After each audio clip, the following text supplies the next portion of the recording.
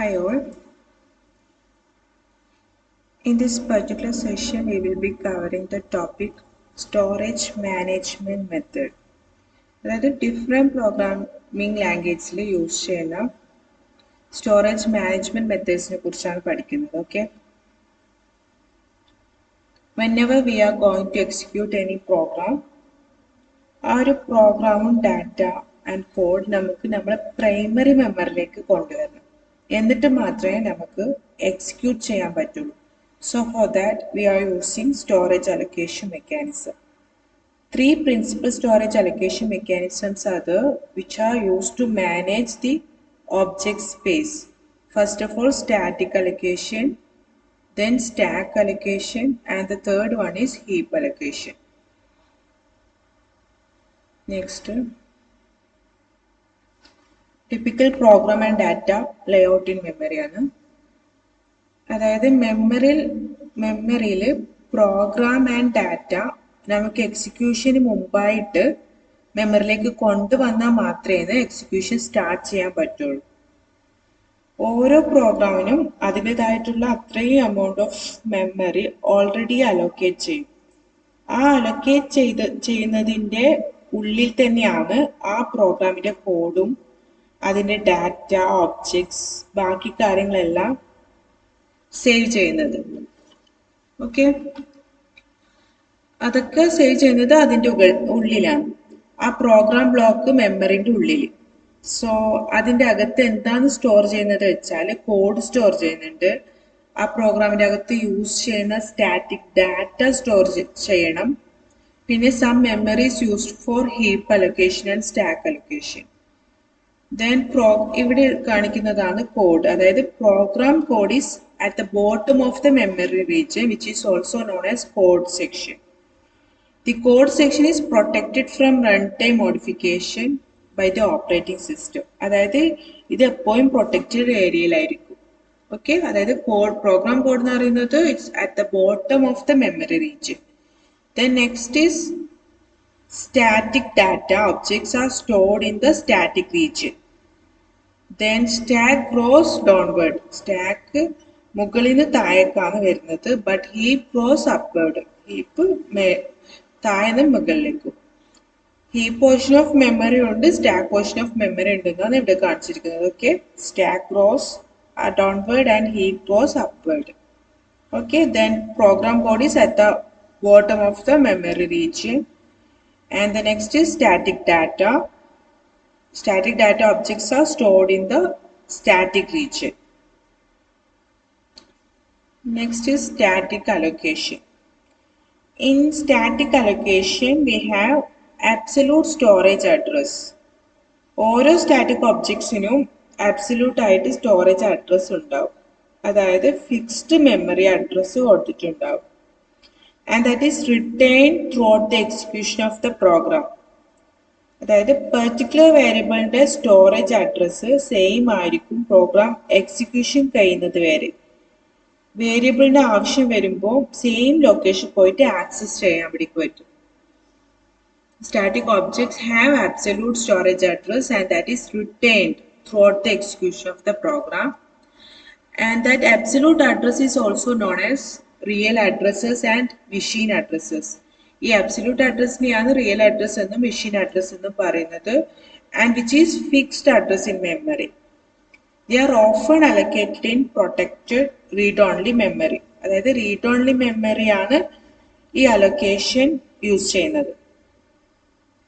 Then static ഒബ്ജക്ട്സിന്റെ പ്രത്യേകത എന്താണെന്ന് വെച്ചാൽ സ്റ്റാറ്റിക് ഒബ്ജക്ട്സിന് നമുക്ക് റൺ ടൈമിൽ മോഡിഫൈ ചെയ്യാൻ പറ്റില്ല. എന്തെങ്കിലും മോഡിഫിക്കേഷൻ അറ്റംപ്റ്റ് ഉണ്ടായാൽ പ്രോസസ്സർ ഇന്ററപ്റ്റ് കോൾ ചെയ്യും.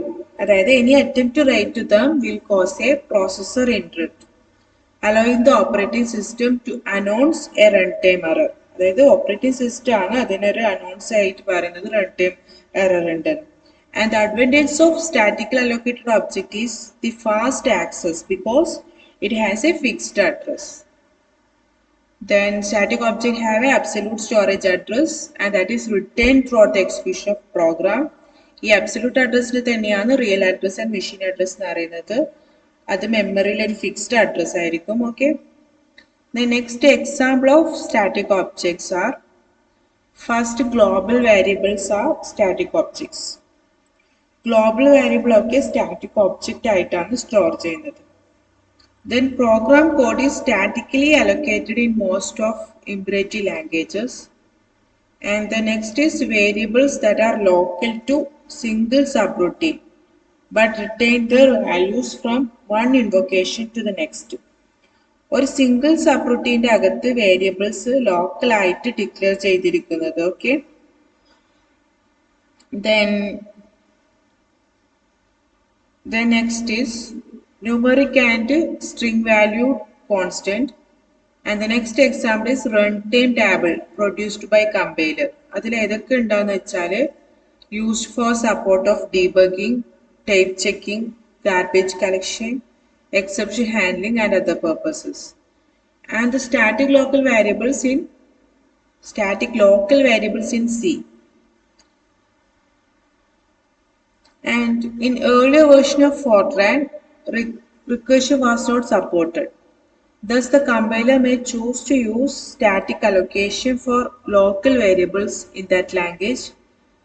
In language with recursion, we can't use the static allocation of local variable. Next is stack allocation. Every recursive subroutine call must have separate instantiations of local variable. Stack objects are allocated in അതായത് stack object allocate ചെയ്യുന്നത് if ഓർഡറിലാണ്, usually in conjunction with subroutine calls and returns.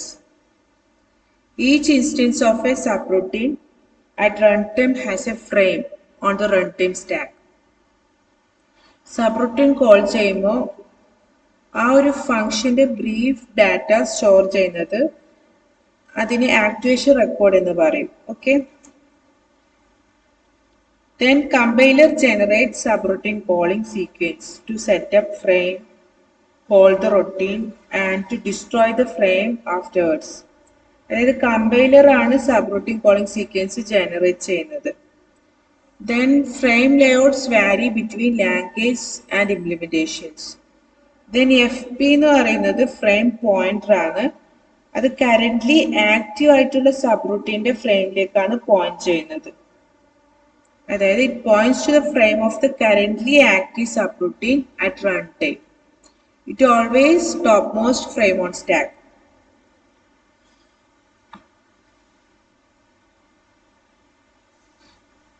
Then subroutine arguments, local variables and return values are accessed by constant address offsets from FP. SP എന്ന് പറയുന്നത് stack pointer ആണ്. അത് point ചെയ്യുന്നത് points to free space on the stack. സ്റ്റാക്കിലെ free സ്പേസിലാണ് point ചെയ്യുന്നത്.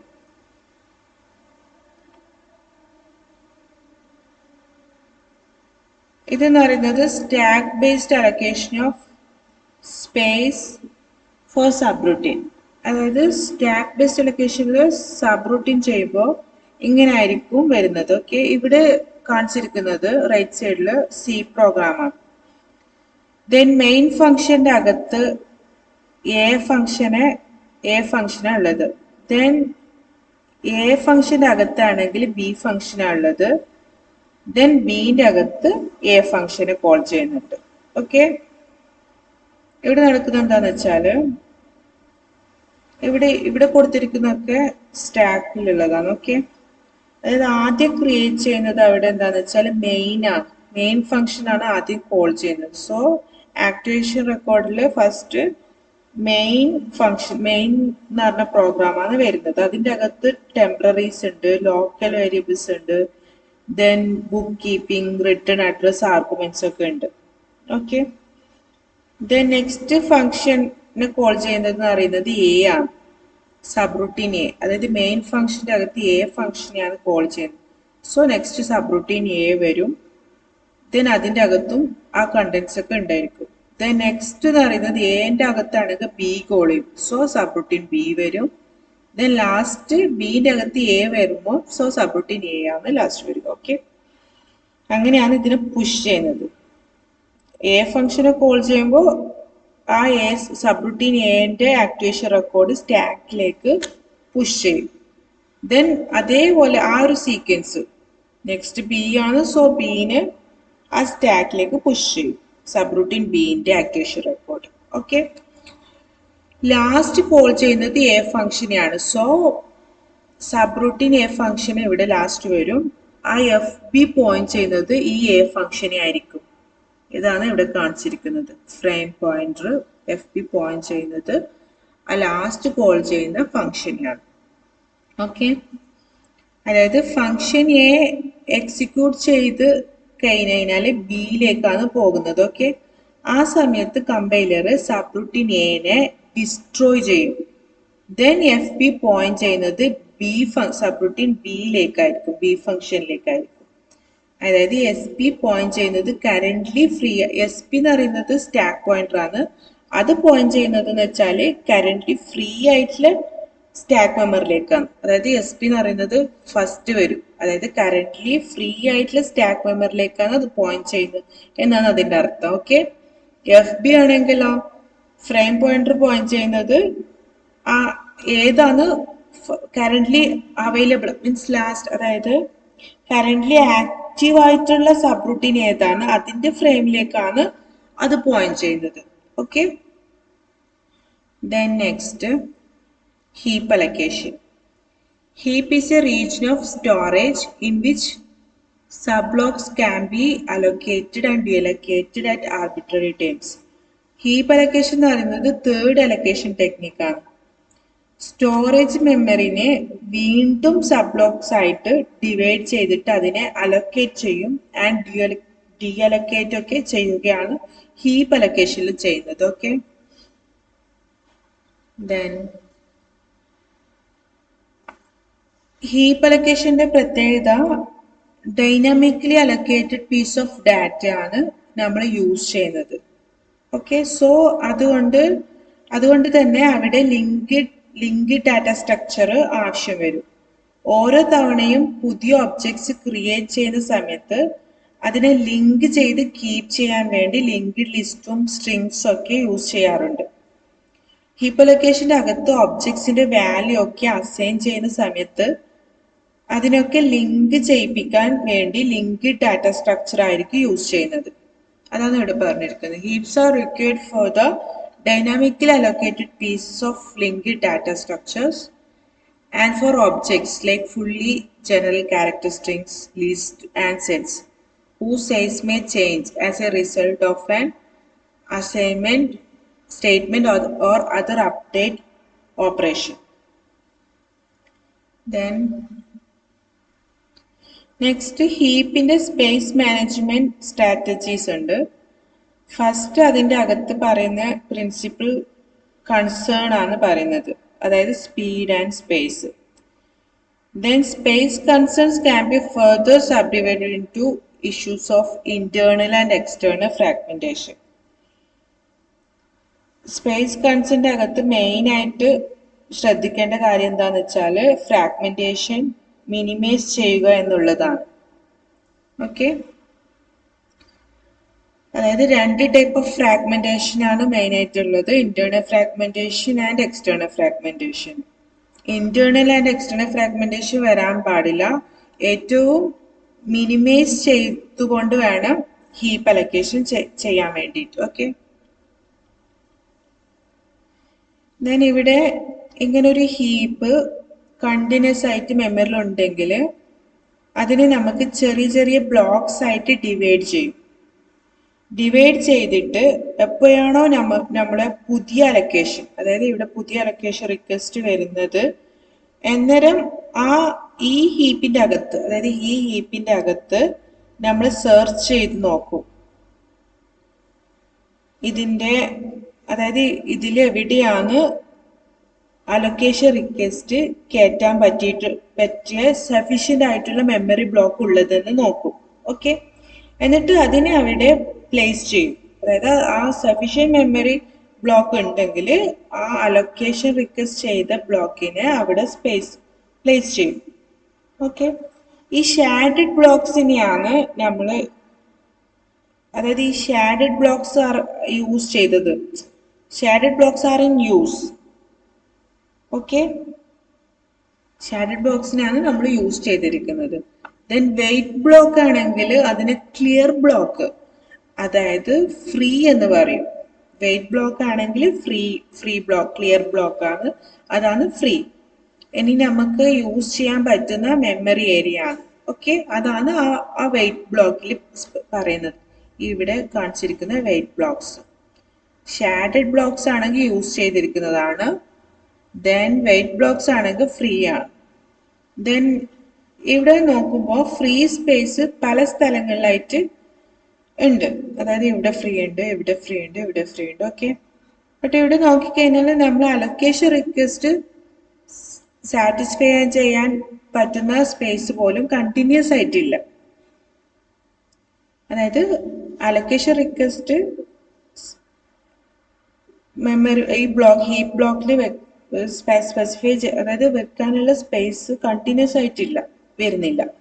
But എല്ലാം കൂടി ഒരുമിച്ച് കളക്ട് ചെയ്ത് നോക്കിക്കഴിഞ്ഞാൽ ഇതിനേക്കാളും കൂടുതൽ മെമ്മറി ഉണ്ട്. ഓക്കെ, ബട്ട് അലൊക്കേറ്റ് ചെയ്യാൻ പറ്റുന്നില്ല. അങ്ങനെയുള്ള ഫ്രാഗ്മെന്റേഷനെയാണ് എക്സ്റ്റേണൽ ഫ്രാഗ്മെന്റേഷൻ അറിയുന്നത്. അതായത് discontinuous free blocks indicate external fragmentation, while there is more enough total free space remaining to satisfy an allocation request of the illustrated size, but no single remaining block is large enough. Okay, then next ഇവിടെ കാണിച്ചിരിക്കുന്ന ഈ ഒരു portion കണ്ടോ, ഈ ഒരു block, ഇത്രയും block of memory നമ്മൾ കൊടുത്താൽ ഏതെങ്കിലും പ്രോഗ്രാമിന് വേണ്ടിയിട്ട് അല്ലെങ്കിൽ ഒബ്ജക്ട്സിന് വേണ്ടിയിട്ട് കൊടുക്കാം. ഓക്കെ, ബട്ട് നമ്മൾ സ്റ്റോർ ചെയ്യുന്ന സമയത്ത് അതിൻ്റെ കുറച്ച് പോർഷൻസ്, ഇവിടെയുള്ള പോർഷൻസ് കണ്ടോ, അതെന്ന് പറയുന്നത് ഇത്രയും പോർഷന് മെമ്മറിയിൽ ആവശ്യം ഉണ്ടായിരിക്കുന്നില്ല. അതായത് ആ കുറച്ച് പോർഷൻസ് എന്ന് പറയുന്നത് വേസ്റ്റേജ് ഓഫ് മെമ്മറി എന്നാണ് പറയുന്നത്. ഇവിടെ ഇങ്ങനെ ചെയ്ത പോർഷൻസ് ഉണ്ടോ, ക്രോസ് ഹാച്ചഡ്, അതായത് അതിനെയാണ് വേസ്റ്റേജ് ഓഫ് മെമ്മറി എന്ന് പറയുന്നത്, ആ സ്ട്രൈക്ക് ചെയ്ത പോർഷൻസിന് കാണിച്ചിരിക്കുന്നത്. സോ ഇതിനെ ഇന്റേണൽ ഫ്രാഗ്മെന്റേഷൻ എന്ന് പറയും. Cross hatched space at the end of in use blocks represent internal fragmentation. അതായത് യൂസ് ചെയ്യുന്ന ബ്ലോക്കിന്റെ എൻഡിൽ സ്ട്രൈക്ക് ചെയ്ത പോർഷൻസ് ഉണ്ട്, അതാണ് വേസ്റ്റേജ് ഓഫ് മെമ്മറി എന്ന് പറയുന്നത്. അതിന് തന്നെയാണ് ഇന്റേണൽ ഫ്രാഗ്മെന്റേഷൻ എന്ന് പറയുന്നത്. ഓക്കെ, അതാണ് ഇവിടെ പറഞ്ഞിരിക്കുന്നത് internal fragmentation and external fragmentation. Internal fragmentation എന്ന് പറഞ്ഞു കഴിഞ്ഞാൽ it allocates a block that is larger than required to hold a given object. ഒരു ഒബ്ജക്റ്റിന് ഹോൾഡ് ചെയ്യാൻ വേണ്ടിയിട്ടുള്ളതിനെ കാളും കൂടുതലായി മെമ്മറി ബ്ലോക്ക് ചെയ്തു കൊടുക്കുമ്പോൾ ഉണ്ടാവുന്ന ഫ്രാഗ്മെന്റേഷൻ ആണ്. അതായത് എക്സ്ട്രാ സ്പേസ് അവിടെ അൺയൂസ്ഡ് ആയിട്ട് കിടക്കും, അതാണ് ഇന്റേണൽ ഫ്രാഗ്മെന്റേഷൻ. എക്സ്റ്റേണൽ ഫ്രാഗ്മെന്റേഷൻ എന്ന് പറഞ്ഞു കഴിഞ്ഞാൽ നമ്മൾ ബ്ലോക്ക് പല സ്ഥലങ്ങളിലായിട്ട് സ്കാറ്റർ ചെയ്ത് ഫ്രീ ആയിട്ട് കിടപ്പുണ്ടാവും. ബട്ട് അൺയൂസ്ഡ് സ്പേസ് ഒക്കെ നോക്കി കഴിഞ്ഞാൽ നമ്മൾ റിക്വസ്റ്റിനെ കാട്ടിയും കൂടുതൽ ഉണ്ട്. പക്ഷെ അവിടെ സിംഗിൾ പീസ് ആയിട്ടുള്ള കിടക്കുന്നത് അതിനേക്കാൾ നമുക്കൊരു ഫ്യൂച്ചർ റിക്വസ്റ്റ്, അതിനെക്കൊണ്ട് നമുക്ക് ഫ്യൂച്ചർ റിക്വസ്റ്റ് അല്ലെങ്കിൽ പുതിയ റിക്വസ്റ്റ് വരുമ്പോൾ അതിനെ സാറ്റിസ്ഫൈ ചെയ്യാൻ പറ്റില്ല.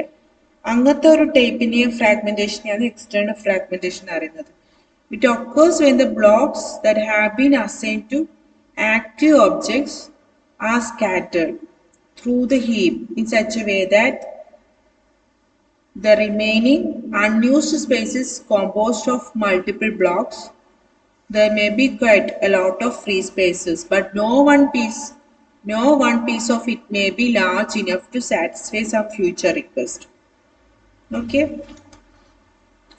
Then next, many storage management algorithms maintain a single linked list, the free list of heap block not currently in use. അതായത് സ്റ്റോറേജ് മാനേജ്മെന്റ് അൽഗോരിതത്തിലൊക്കെ ഒരു സിംഗിൾ ലിങ്ക് ലിസ്റ്റ് യൂസ് ചെയ്തിട്ടാണ് ഇതിനെ ഫ്രീ സ്പേസിനെ മെയിൻറ്റെയിൻ ചെയ്യുന്നത്.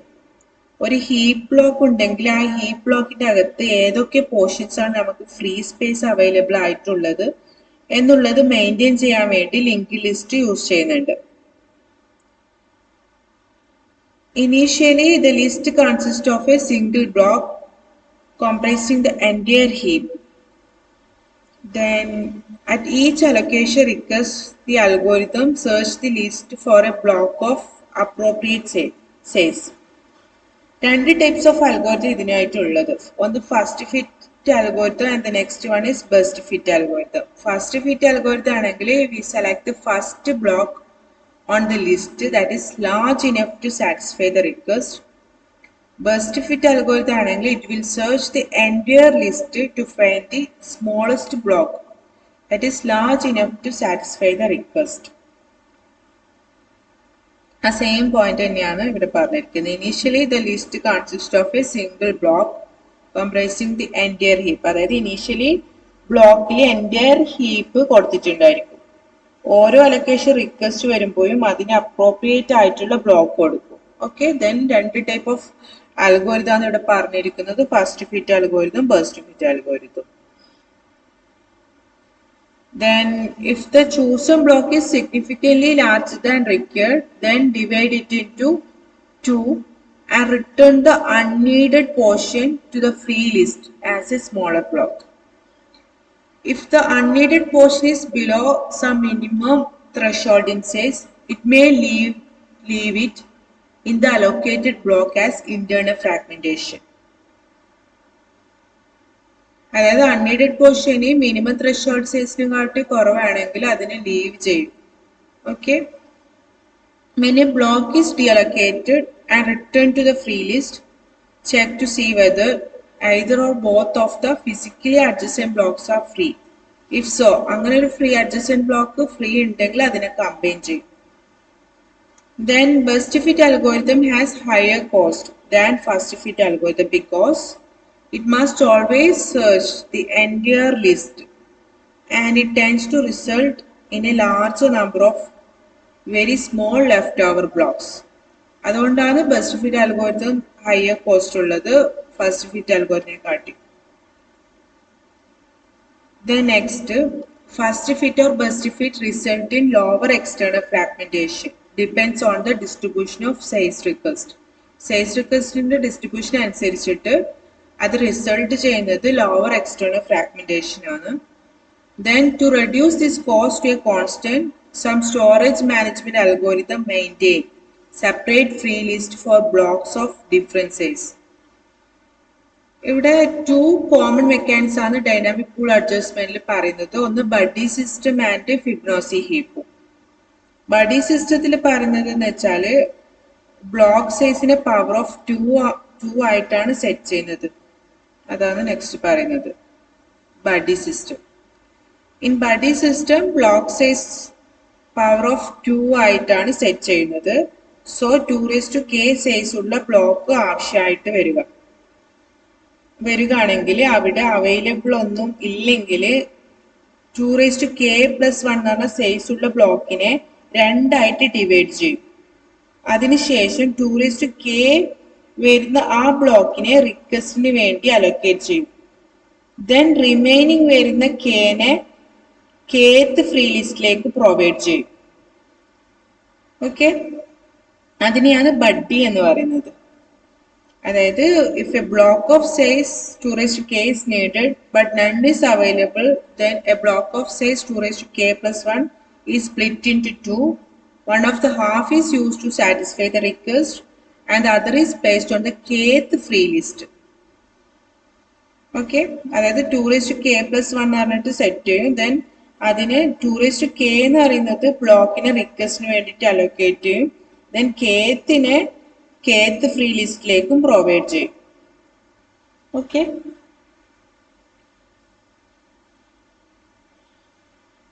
Allocate ചെയ്ത മെമ്മറിയെ free ആക്കുമ്പോൾ അതിന്റെ corresponding buddy free ആയിട്ട് നിൽക്കുന്നുണ്ടെങ്കിൽ then അതിനെ കമ്പൈൻ ചെയ്തിട്ടായിരിക്കും ഫ്രീ ലിസ്റ്റിലേക്ക് കൊടുക്കുന്നത്.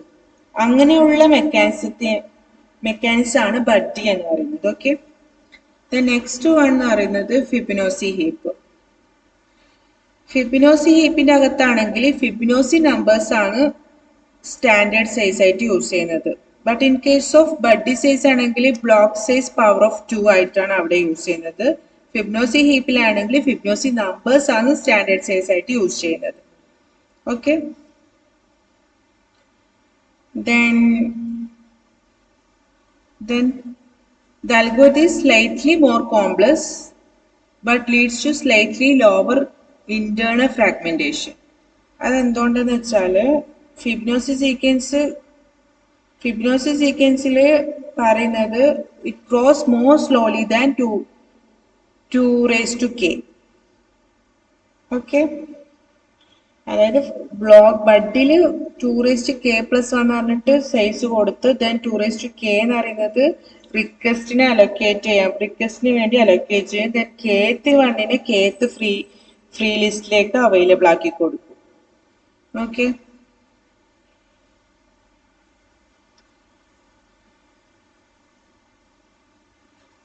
then heap allocation to eliminate external fragmentation, compact the heap by moving already allocated blocks. This task is complicated by the need to find and update all the outstanding references to a block that is being moved. അതായത് external ഫ്രാഗ്മെന്റേഷനെ eliminate ചെയ്യാൻ ഹീപ്പിനെ compact ചെയ്യും. Already allocate ചെയ്ത ബ്ലോക്കിനെ move ചെയ്തുകൊണ്ട് ഹീപ്പിനെ compact ചെയ്യുന്നത്. നമ്മൾ അതിനെ outstanding reference create ചെയ്ത് ഓരോ ബ്ലോക്കിനും ആവശ്യമായിട്ടുള്ള റെഫറൻസിനെ ക്രിയേറ്റ് ചെയ്തിട്ട് വേണം നമ്മൾ അതിനെ കോമ്പാക്ട് ചെയ്യാൻ വേണ്ടിയിട്ട്. Okay, the next is heap deallocation. Manual deallocation ഉണ്ട്, automatic deallocation via garbage collection ഉണ്ട്, then semi automatic deallocation using destructors ഉണ്ട്. അതിൽ പറയുന്ന ലാംഗ്വേജ് C++ ആണ്. Destructor is called automatically by the system, but the programmer writes the destructor code. Manual deallocation എന്ന് പറയുന്നത് manual ആയിട്ട് ഡിഅലൊക്കേഷൻ ചെയ്യുന്നതാണ്. അതായത് പ്രോഗ്രാമർ തന്നെ പ്രോഗ്രാം എഴുതുന്ന സമയത്ത് മാനുവലി ആവശ്യം കഴിയുമ്പോൾ ഡാറ്റ ബ്ലോക്കിനെ ഫ്രീ ആക്കാൻ വേണ്ടിയിട്ട് ഡിസ്ട്രോയ് ചെയ്യാൻ വേണ്ടി പറയും. ഓക്കെ, അതിനെയാണ് മാനുവൽ ഡിഅലൊക്കേഷൻ എന്ന് പറയുന്നത്. Automatic deallocation via garbage collection use ചെയ്യുന്ന ലാംഗ്വേജ് ജാവ, ML, പേൾ അതൊക്കെയാണ്. ഓക്കെ, then garbage collection. Garbage collection algorithm is one that automatically deallocates heap storage when it is no longer needed. There are two aspects to garbage collection. First of all, determining automatically what portion of heap allocated storage will not be used in the future, and the second one is making this unneeded storage available for use. These two aspects are used in garbage collections. അതിന്റെ disadvantage പറയുന്നത് extra burden for language implementer, and when the garbage collector is running, then machine resources are being consumed. And next disadvantage is for some programs, the garbage collection overhead can be a significant portion of the total execution time. And the next one is the programmer can easily tell when the storage is no longer needed. It is normally much quicker for the programmer to free it manually than to have a garbage collector to do it. Okay, thank you.